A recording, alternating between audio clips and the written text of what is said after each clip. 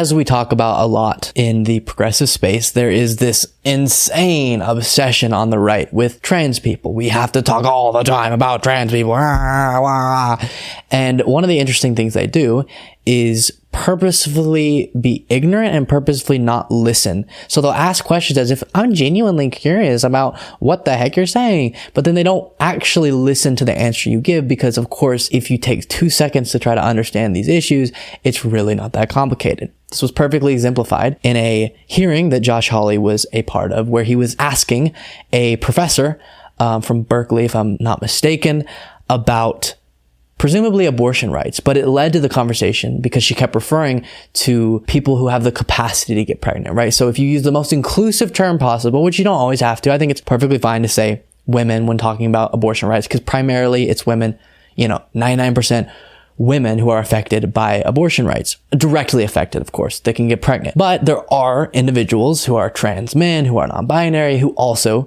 can get pregnant. And so if you use the most inclusive term, you would say people who are able to get pregnant, people with uteruses, whatever, however you want to phrase it. Again, I think it's fine to use women as shorthand because again, it is primarily women, but when being very, very precise, sometimes you can use the most inclusive term. And so that's what she was doing. And it led to him questioning her about that topic.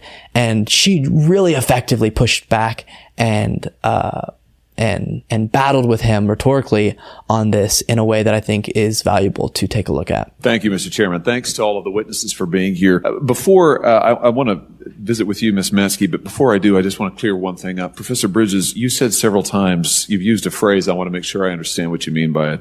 You've referred to people with a capacity for pregnancy. Would that be women? Many women, cis women, have the capacity for pregnancy. Many cis women do not have the capacity for pregnancy. There are also trans men who are...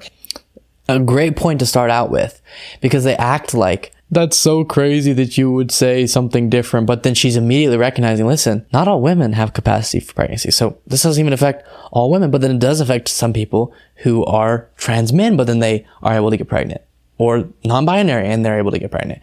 And so if we're being very precise, we would recognize all the different groups of people. If you want to pretend like that group of people doesn't exist, that's on you. You're just being less detailed and precise with your language, and that's fine, but you don't need to act like it's me being the one who's absurd, is kind of the point she makes. Capable of pregnancy, as well as non-binary people who are capable of pregnancy. So this isn't really a women's rights issue. We can recognize that this impacts women while also recognizing that it impacts other groups. Those things are not mutually exclusive, Senator Hawley.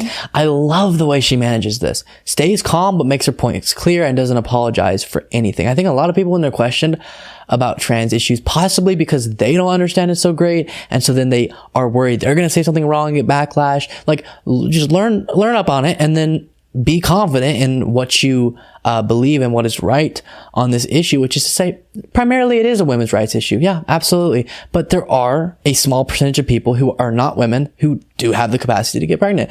Even intersex people who aren't even within this conversation very often, but people who are born in this world, and all the people that you would say have to make the decision, which are on the side of progressives anyways, on all of these issues because we're empirically correct. But doctors, medical experts will look at some babies whenever they come out and identify them as intersex. They're not male or female. And some intersex people can get pregnant, but they're not technically a man or woman, right? So again, it's how precise do you want to be? Again, I think it's perfectly great to say this is a women's rights issue because for the most part it is.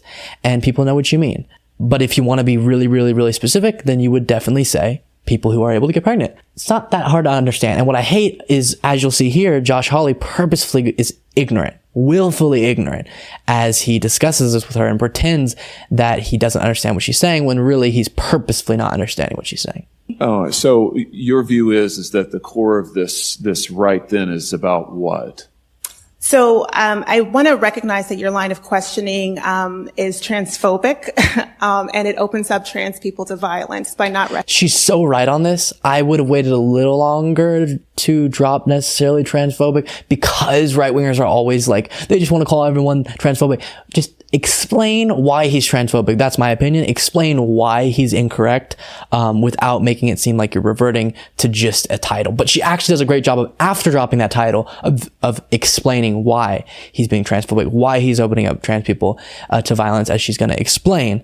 But again, you can see them. He's sitting there with like a hand on his face. Wait, so I don't understand. Who is this? Then what is this in regard to if it's not only women? And it's like, wait. You already understand that the statement abortion rights are a women's rights issue is not technically correct, even if you don't recognize trans people at all, because not all women can get pregnant. Not all women even have any investment in abortion rights very, very directly, as we discuss it in relation to pregnancy, again, because not all women can get pregnant.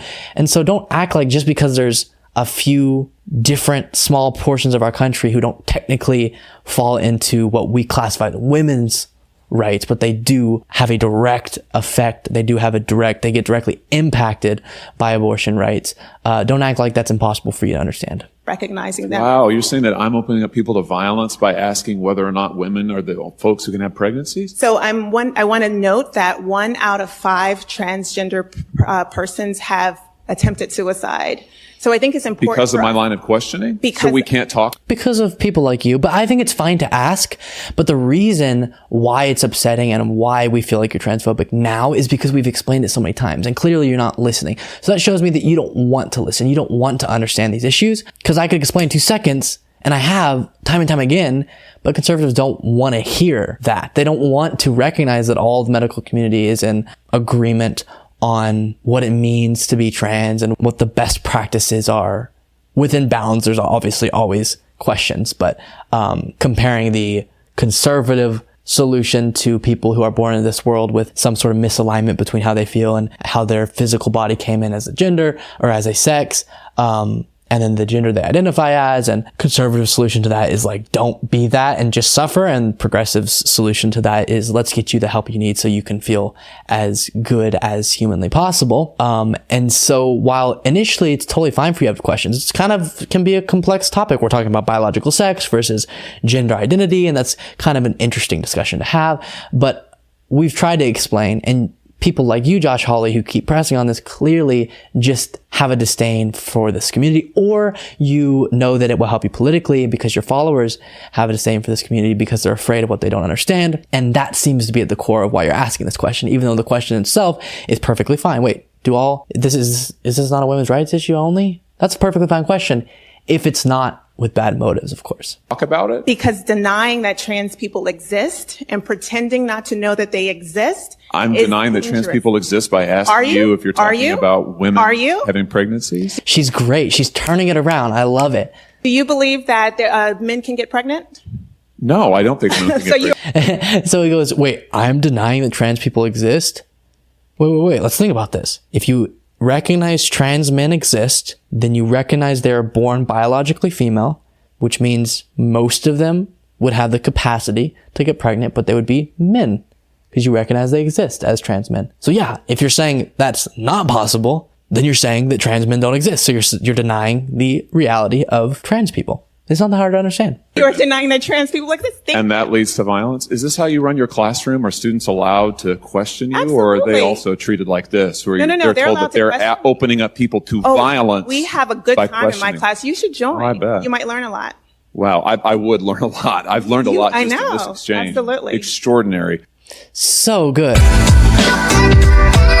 Sorry. Great job by that professor. She did a really well-structured breakdown of why he was wrong, stayed calm, but made her points aggressively and passionately, and didn't allow him to bully her around, and didn't just say, well, if you don't understand this, then you're transphobic. No, she explained why it was the case that some people who are not women have the capacity to get pregnant, and why they also are affected directly physically by abortion rights, and did it all in a very nicely presented way.